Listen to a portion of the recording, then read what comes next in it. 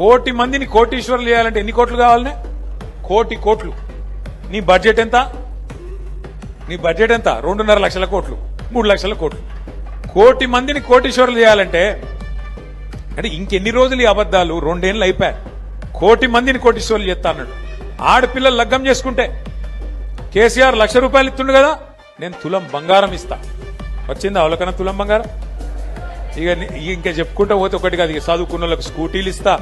420 ఉన్నాయి. ఏం చెప్పాలి, ఎన్ని చెప్పాలి? 420 420 హామీలు.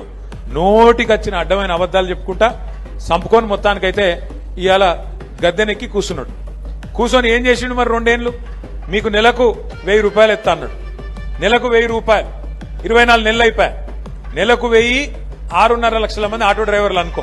నెలకు ఎంత అవుతుంది? 6.5 లక్షలు ఇంటూ 1000 అంటే 65 కోట్లు. సంవత్సరానికి ఎంత అవుతుంది?